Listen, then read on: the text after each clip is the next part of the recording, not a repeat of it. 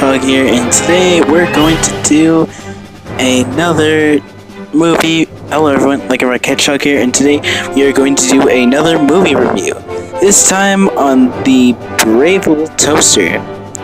Why did I choose this movie? Well, for two quite reasons. One, it was highly requested by my family, oddly, and also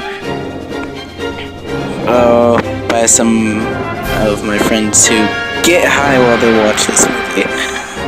Another reason is actually because I grew up with this movie as a kid. Like, when I was so little, I used to watch this movie. Back when I was a little kid, I used to love this movie.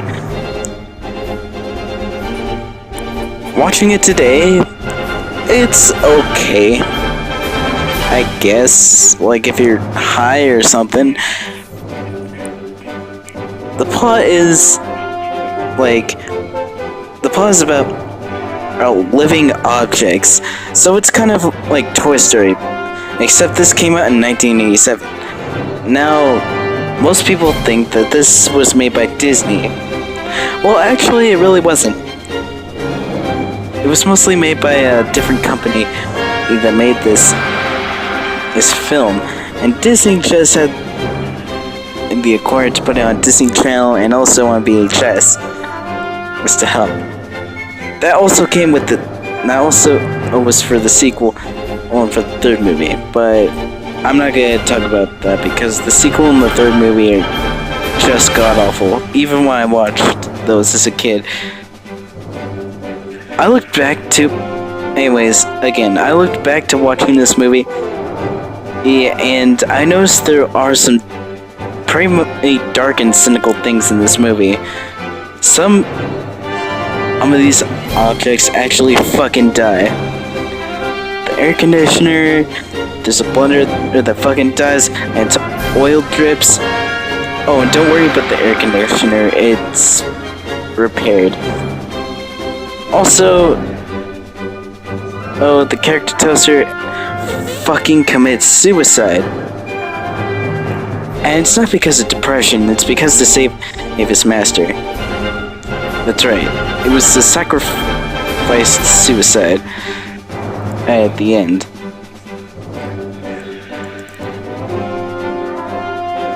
This movie, oh yeah, and also Lampy. Although Lampy doesn't die, he just gets severely injured, like struck by lightning, and all that crap. This movie is pretty dark and cynical, a little bit dark and cynical, even if it doesn't look like it. In fact, the directors say it wasn't supposed to be for kids. That's right, this G-rated movie wasn't supposed to be for kids whatsoever. Alright. In fact, I pretty much hear that young adults watch this movie. I think I know why they watch the movie. It's because when they're on drugs. I should know. I rewatched this movie one time when I was high, and it was pretty too fucking weird for me. I had to watch it again normal, and it was okay. Except I was still like, what the fuck, when it had its dark and cynical moments. Honestly, if you have a child, don't let them watch this movie. Because it's dark and cynical.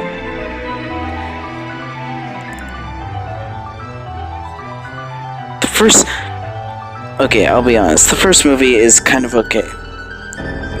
It does have its flaws here and there, but I don't know, it's still okay. Even Watch Mojo considers it an underrated movie. It's Watch Mojo's number 2 on underrated kids movies and all that.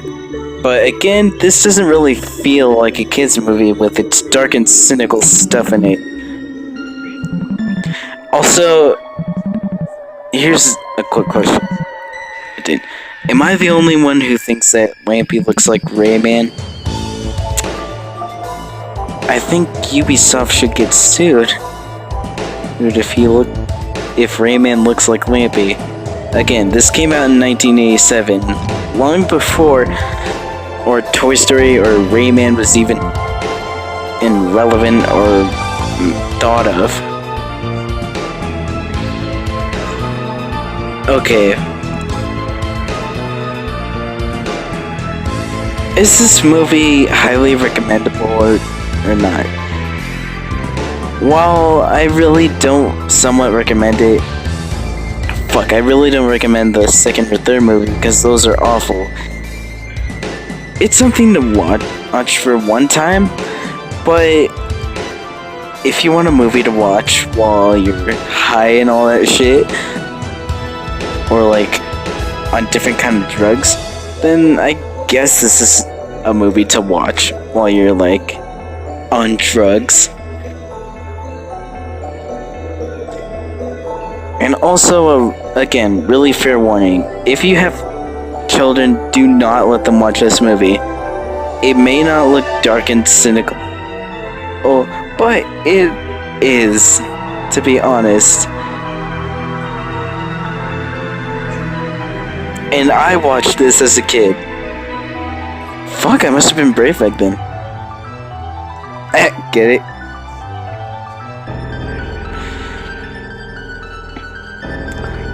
What do I give this movie out of 10? Because I remember I gave Shrek something out of 10. I'm gonna give this movie a 5.3 out of 10. Because I think it has mixed opinions and it's with the public. And honestly, I think it's